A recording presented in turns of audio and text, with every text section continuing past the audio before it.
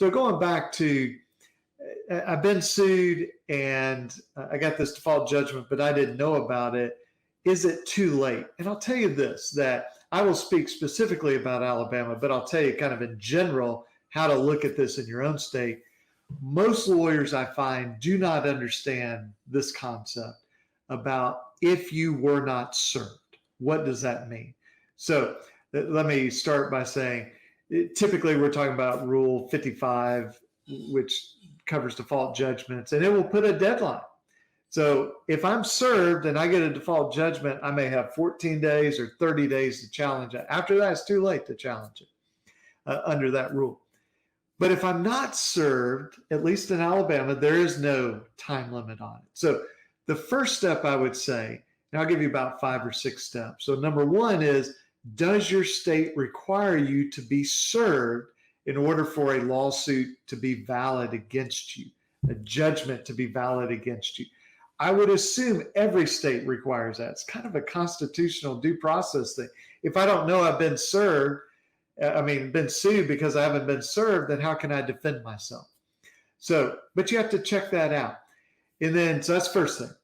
Does your state require you to be served? And then what are the rules about being served? So sometimes people say, well, being served is only when I'm handed the papers. Well, that's one way of being served.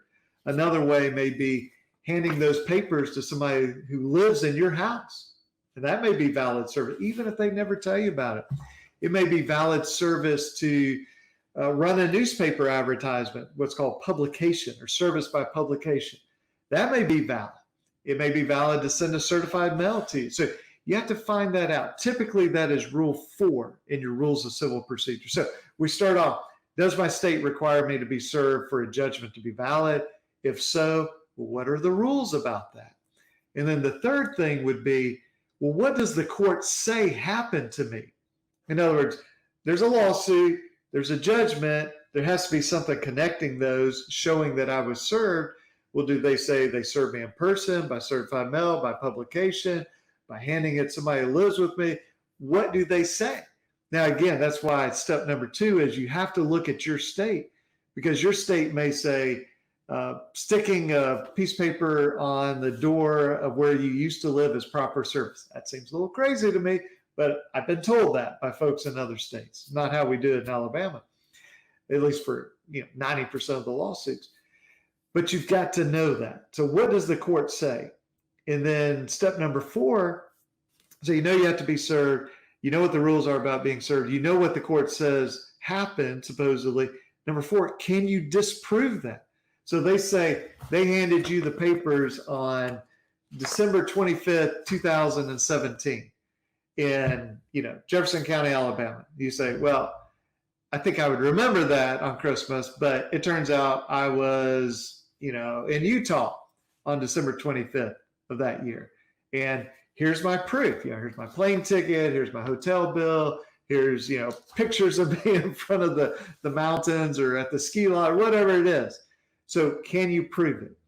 And then the 5th step would be you actually file a motion to alter, amend, or vacate. So you've got this judgment and you want that judgment torn up or vacated or amended.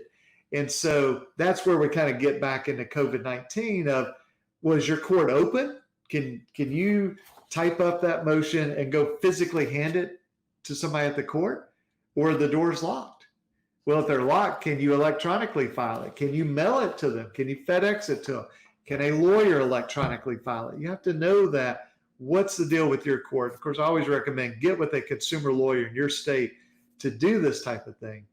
And then the final step would be you actually have the hearing where you put forth that evidence, where you or your lawyer will make the arguments. Because in Alabama, and I don't think Alabama is unique in this, we have set aside judgments from 20 years ago, 15 years ago. And when our clients come to us, they say, well, I met with 2, 3, 4 lawyers, and they all said, oh, it's way too late. And sometimes the court will even tell you it's too late, because they shouldn't tell you that. But they're thinking in terms of, if you were properly served, your time limit's gone. But that's why I say research in your state to find out, if you were not properly served, is there any time limit? I can tell you in Alabama, and I think in most states, there's no time limit because it's unconstitutional. your due process rights have been violated. So we always give people a chance to be served. So I hope that that's helpful.